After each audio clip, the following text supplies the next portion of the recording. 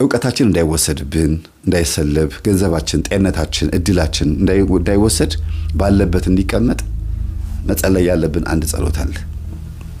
አንደኛ ከዕውቀት ጋር ከሆነ መልካው ዑራኤል ወይም ድርሳነ ዑራኤል መጸለይ ነው። የዕውቀት መልአክ ስለሆነ የዕውቀት መልአክ ነው ስንል ዝም ብሎ አይደለም። ልጆቻችሁ ትምህርት ቤት ፈተና በሚበዛባቸው ሰዓት በሚጨነቁ ሰዓት ዑራኤል ቤተክርስቲያን ሄደው እንዲጠመቁ ምንም እንኳን ቅዱስ ቁርባኑ የክርስቶስ ቢሆንም ዑራኤል ቤተክርስቲያን ሄደው አስቀድሰው ቆርበው ቅዳሴ ጸበል ሊጠጡ ማድረግ ከዕውቀት ጋር የተገናኘ ማንኛውም አይነት ነገር ሲያነቡ ምንም ሲሉም የዑራኤልን ጸበል እየጠጡ እያቸው ላይ ያርጉ የተጠመቁ በመልካም መልኩ መኖር ዕውቀትን ያሳድጋልም ያጸናልም አይወሰድብንም አይሰለብብንም የመርሳት ችግርን ሁሉ ያስወግዳል።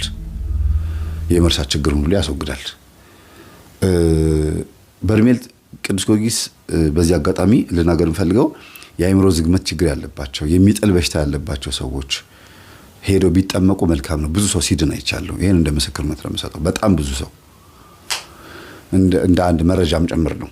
እሺ ሌላው ሀብት ንብረቶቻችሁ እየወደሙ እየተሰለበባችሁ ልክ እንደ ዕውቀት እየጠፋባችሁ ከሆነ ሀብት ንብረቶቻችሁ ልጆችም ጭምር ማለት ነው መልካ ሩፋኤል ነው የሚጸልየው። መልካ ሩፋኤል በቃ በእርግጥ አባካኝ ሆነን እኛ ገንዘቡን እንደፈለግን እየመዘዝን ሰይጣን አባከነብኝ ማለት የለብንም። ግን ምኞቶቻችንና ፍላጎቶቻችንን ሰብስበን መቀመጥ የምንችለው መልካ መልኩን ስንጸልይ ነው።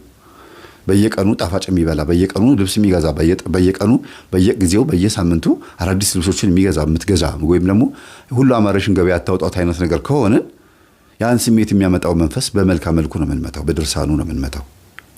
የሩፋኤልን ጸበል በመጠጣት ነው። ለሁሉ መላእክቶች የራሳቸው የተሰጣቸው ነገር አለ። ጤንነታችሁን ጭምር ማለት ነው። ሌላው የዛር መንፈስ ብዙ ጊዜ ግብር እያስገበረ ካስቸገረ ለምሳሌ ደም እያስደማ በፔሪየድ ሊሆን ይችላል። ወንዶች ደም እያስቀመጣቸው ሊሆን ይችላል። ነስር እየነሰራቸው ሊሆን ይችላል። እየተደባደባችሁ ደማችሁ እየፈሰሰ ሊሆን ይችላል። እንደገና ደግሞ ቁስል እያመጣ ከክበከክ እያረገ ህመም እያመጣ ግብሩን የሚፈልግ የቤተሰብ የዛር መንፈስ አለ። ብዙ ጊዜ በሽታ የለዋወጠ ቤት ውስጥ የሚያንከባለል ሊቀ መላእክት ቅዱስ ገብርኤልን ጥሩት። መልካም መልኩን ጸልዩ፣ ድርሳኑን ጸልዩ፣ ጸበሉን ተጠመቁ። ይሄ በድርሳን ሩፍ ማነው በመጽሐፈ ሄኖክ ላይ ስልጣን ተሰጥቶታል። ለሁሉ መላእክት ስልጣን ተሰጥቷቸዋል። በእባቡ ላይና በጊንጡ ላይ ማለት በዛሩ ላይ ሾም ያለው ተብሎ የተባለው ማን ነው? ቅዱስ። ሁሉም እኮ ዛሩ ያባረራሉ፣ ግን ይሄ ስልጣን ድርሻ አለው የየራሳቸውና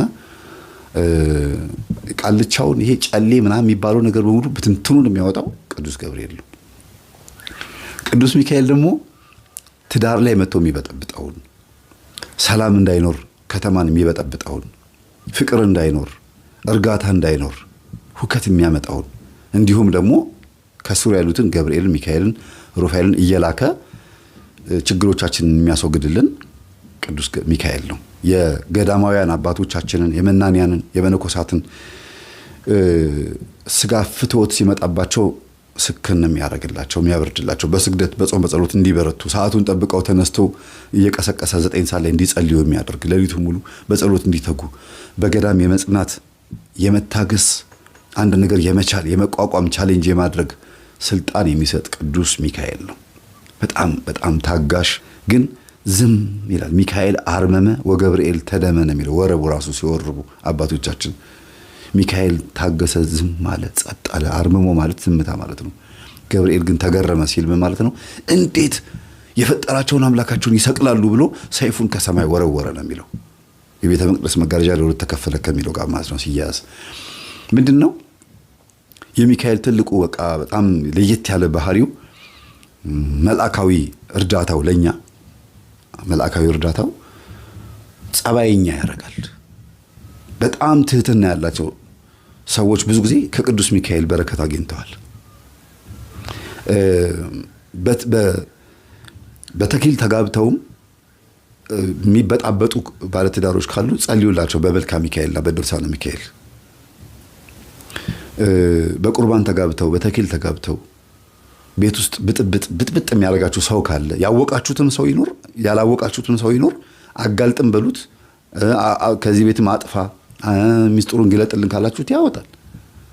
ሰላም ነው የሚፈልገው ቅዱስ ሚካኤል ባለበት ቦታ ላይ እርግት ፍሎ ይሄ ደስ የሚል እንዴት ነው አንዳንድ ወንዝ ቦታ ላይ የሚሄዱ ሰዎች እኮ ውሃው ሲወርድ ሲያዩት ደስ ይላቸዋል አይደለም? በጣም እየተገላበጠ የሚመጣ ውሃ እኮ እንዴ ብላችሁ ነው የሚሸሹት። እና ረጋ ያለ ነገር ነው እና ጥልቀት ያለው ውሃ ከላይ ረጋ ያለ ነው። ፍሬ ያዘ የስንዴ ዘለላ ይላሉ አባቶች፣ አንገቱን ይደፋል። ትትና ያለው ሰው ዕውቀት ያለው ሰው ዕውቀቱ መንፈሳዊ የሆነ ምግባሩ ከዕውቀቱ ጋር ከመንፈሳዊት ጋር ያስተሳሰረ ሰው ትትና ያለው ለማለት ፈልገው ነው።